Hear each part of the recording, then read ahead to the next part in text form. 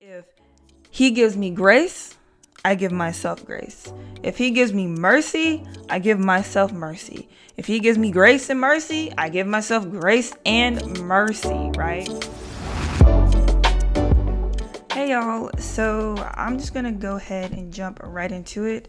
Today I want to talk about what it feels like, or the journey it is to forgive yourself when you have a relationship with God and when you're a Christian. And I know you might think that it might be easy to do so because, like, oh, you do something wrong, oh, God always forgives you. Yeah, be that as it may, when you do something that he disapproves of, it is not always the easiest thing to just like bounce back from, So we're going to get right into it.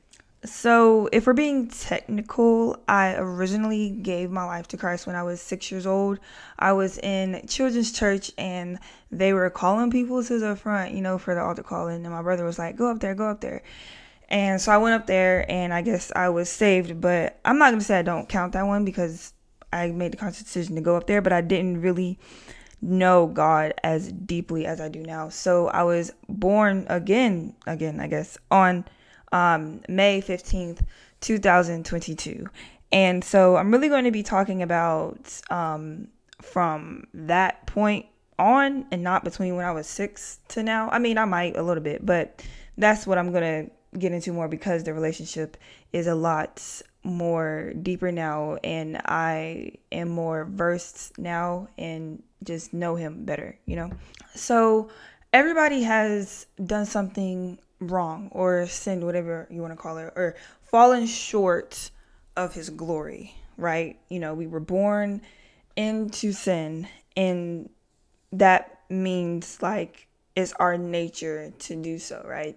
So again, like, how can you be so hard on yourself or beat yourself up if you're that kind of person like I am when you fall short, if it was something that you were kind of destined to do anyway, right? And like for me personally, well, not even that. I'm going to make an analogy real quick. Like when you are in a relationship with somebody, and I mean, not even like a romantic one, just like when you have a relationship with somebody, like it can be a romantic one, or your mother, or like, family members, friends, whatever, in your relationship with him, you don't want to disappoint or hurt the other person, right? You never want to do that. And when you do, you feel some kind of way, even though you already know you're not a perfect person, right? So how can the two exist in the same entity, So like whenever I know I do something that disappoints God, I feel hurt. For what reason? Because, oh, I was born that way anyway. Like, I don't like to use that as an excuse. That's kind of pathetic. Like, oh, I was born into sin anyway. No, like, it hurts because you just want to do right. And when you mess up, regardless of the fact that you know you're going to mess up anyway, it hits different because you care, right? So if you have a relationship with your parents or whatever, when you did something wrong, like you felt shame, of course, because everybody wants to please their parents. Nobody wants to disappoint their parents. And it's like, how people will say if their parents said that they were disappointed in them, it was worse than like a whooping or a punishment. Like to have somebody that you respect or have a relationship with you be disappointed in you is a really bad feeling, and it brings you shame. And that's the same thing, with God. And so I wanted to use that analogy to kind of help put it in perspective, right? So like when you do something wrong or that disappoints your parents, even though you know that they're going to love you regardless, you still feel shame. You still feel hurt. It does not just roll off like a water on a duck's back or whatever, because you have a relationship with them and you care, right? So it's the same thing with God. And I've been kind of struggling with that lately, because it's like, yes, I know that he has grace and that he has mercy, and that no matter what I do, it will never separate me from his love. I know that, but the part that I've been struggling with lately, and I don't have too much pride to say this, is getting over the shame that comes with it and forgiving myself, right? And the whole thing feels like such an oxymoron, because it's like I get tangled into this like self-hate, or like talking myself down, or you're a bad person, you freaking suck because you did this and you knew better. That's the part that gets me, really. I don't mind. I mean, I still feel shame, but I don't mind when I do something wrong and I didn't know better. It's when I did know better and I still sat there and did it. And I look at myself and I'm like, you can't. No, like, it's just, to me, it's unacceptable to know better and still do wrong. Because at that point, I don't even want to call it spite. I don't know what to call it. It's just not okay. So I get entangled into all those thoughts, and it's hard for me to, regardless of the fact that I know that he will still love me, it's always hard to get over that hump and to walk into, forgiving yourself and moving forward. And it's harder, the most hard, when I knew better. And that's why that feeling that you get when your parents say that they're disappointed in you is like worse, because more often than not, if a parent said that to a child, the parent knows that their child knew better.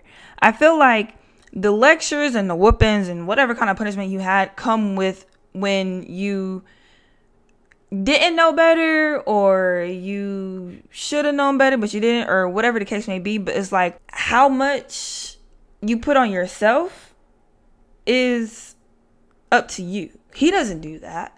He does, like, disappointment from him probably is there, but the amount of disappointment that you feel might probably be coming mostly from how you're perceiving it, you see. And again, that is what I struggle with. Like, it's to the point where I forget how he sees me. See, and that is the most important part. You cannot forget how he sees you, So like, he sees you as his beautiful child that he made, because that's what you are. And then when you entangle yourself into all these thoughts of self-hate just because you've fallen short, it's very easy to forget that second part. We're so focused, so extremely focused on how we see ourselves. We're so focused on how we see ourselves.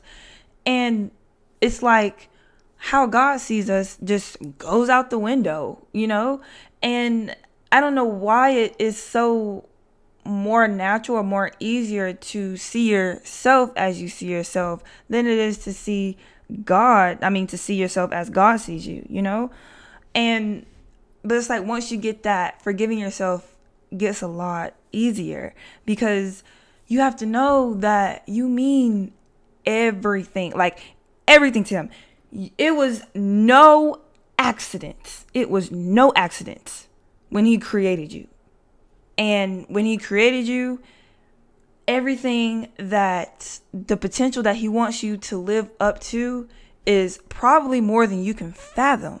And so it's like, if there is a purpose that I have to walk into, right? I know it's not going to be a straight line. I know I'm going to mess up along the way.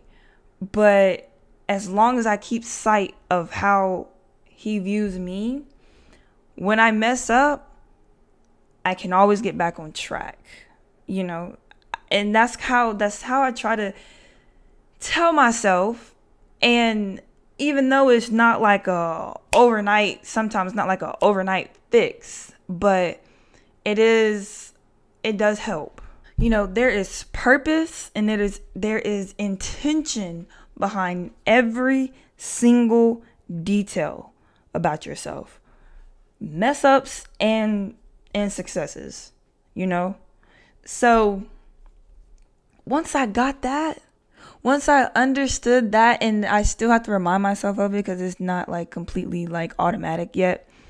But once I understood that, I was like, if God the Almighty can see me as just everything, then there's no way in the world, there is no reason for me to be down on myself and not forgiving myself when he already forgave me. Now, that is not an excuse to go out and act crazy. Oh, I'm already forgiven. No, because that means the relationship is not a genuine one, right? I'm just saying, like, when you see that and you realize that, it helps a lot. And even though you're probably still going to feel the shame when you fall short, it's going to feel even better when you get back on track, because that's just the proof time and time again that he does not leave or change. So don't be super, down when you do something that was not, that you know he wouldn't approve of, right? Because it's actually when you feel that way that you should actually be, I guess, happy that you feel that way, because that means that the relationship is there and the relationship is strong when you care. It only is an issue, and you only you should always do this, but you really need to check yourself when you don't care. That's when you need to turn around and look how far you've drifted, because the drifting thing, that is a whole different topic, so I'm not going to get into that. But just know it's when you don't care. So if we're created in his likeness and his image, everything that he gives to me, I give to myself. So if he gives me grace, I give myself grace. If he gives me mercy, I give myself mercy. If he gives me grace and mercy, I give myself grace and mercy, right? And so when you have to just be careful to not, when you make a mistake, to step all the way back from that to the point where you think that it's about you. Like everything, I mean, it is, but it's more about making sure that you can, or try to sustain the relationship. And that comes with, repenting and all that, and trying to do better, right? So when you step so far away from that and be like, oh my gosh, I made a mistake, I'm the worst person ever, whatever, then just stop yourself and look at, how does he see me, even though I have done something wrong?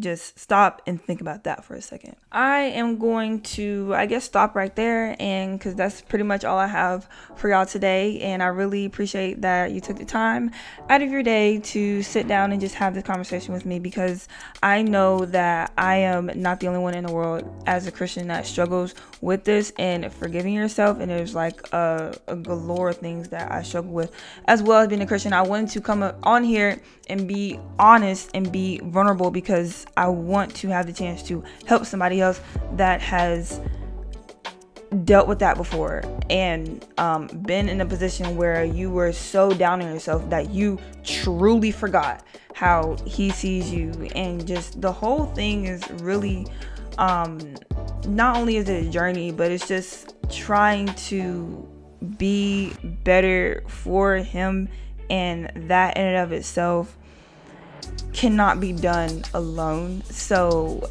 I just wanted to come on here and give whoever might have the same issue some kind of hope, some kind of advice, some kind of whatever you took from this, and yeah. So I will see y'all next week. Like this video if you could relate to anything at all that I had to say. It's like so much things that are running through my mind, and I really hope I got everything out that made it make sense, because it's really hard to explain in words what it's really like to have a relationship with God. And I really did my best. So I hope y'all understood where I was coming from. And yeah, so I will see y'all later.